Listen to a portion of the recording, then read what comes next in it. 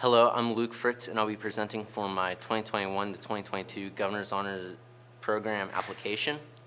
I'll start off by talking about my first experiences with engineering, and I'll go down the line up into my current projects. I've always been interested in engineering and science. I'm particularly interested in all of the design that goes into making our modern society, but I didn't really start on an engineering project until late 2019 when I began work on this mini server. Similar to the ones used for websites, or in my case, multiplayer video games. It ran on a distribution of Linux as its operating system.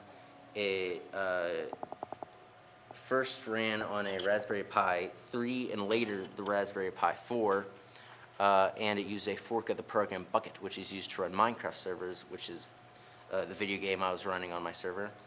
The first fork was SpigMC and later PaperMC. The project lasted for 2 years until I had to discontinue the project and end the project due to me being busy with other things in my life. And around mid-2021, not long after I ended the server project, I began work in a shed along with the rest of my classmates in my construction class on a wooden shed. The shed took around 3 months to complete, and was finally completed on December 9th, 2021, and it was shipped that same day. I already knew how to use every power tool needed for basic woodworking, as I took 2 construction classes beforehand. I can also do a little bit of welding.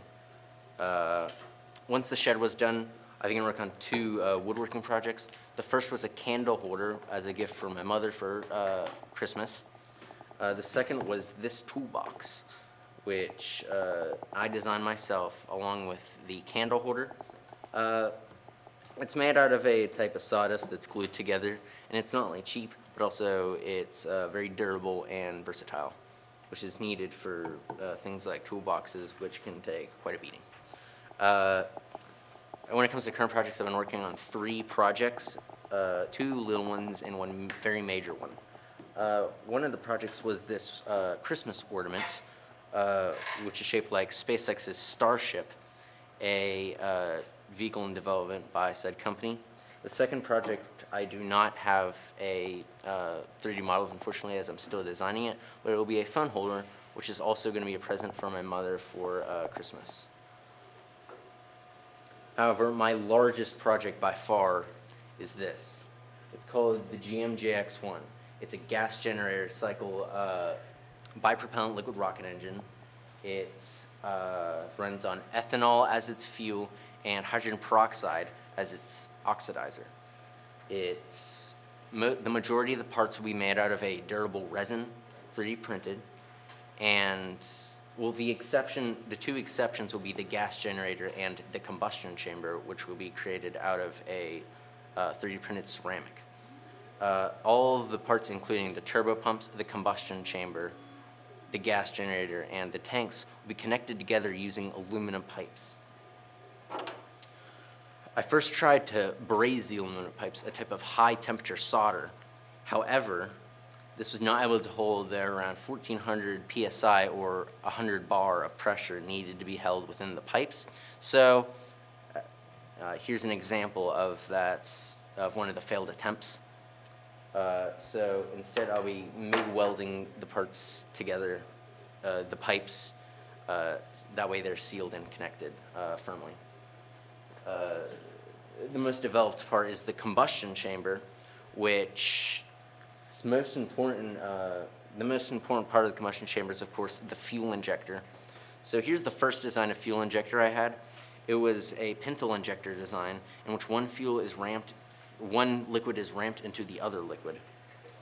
However, this center part could easily be ripped off as it has a large surface area that will be directly in front of one of the inlets for the ethanol, so it could easily be ripped off. This part will have small inlets rather than a ramp system in order to inject one liquid into the other liquid. However, this part also has the ability to be broken off as the pressure along the sides of this center part, which sticks into the combustion chamber, could cause it to also crack and break and be loose in the combustion chamber, similar to design 1. So for design 3, I took design 2 and inverted it so that the inlets, which would originally be on a hanging part in the center, would now be along the sides of the combustion chamber with nothing hanging in the center. And so once I got done designing the rest of the combustion chamber. Here is the ceramic section of the combustion chamber. It's the first of the 3 parts of the combustion chamber, and the first part of the whole rocket, which has been fully designed. You can see the outside of both the hydrogen peroxide inlets and the ethanol inlets. The hydrogen peroxide inlets will be fed by a ring-shaped combustion chamber part, or not combustion chamber, chamber part, and the ethanol inlets will be fed by a chamber which sits on the top. These 3 parts will be sealed apart from each other using natural rubber O-rings for the ethanol and Viton O-rings for the hydrogen peroxide. The O-rings will be placed along this ledge. That way, both of the ethanol and the hydrogen peroxide have no opportunity to mix before they enter the combustion chamber.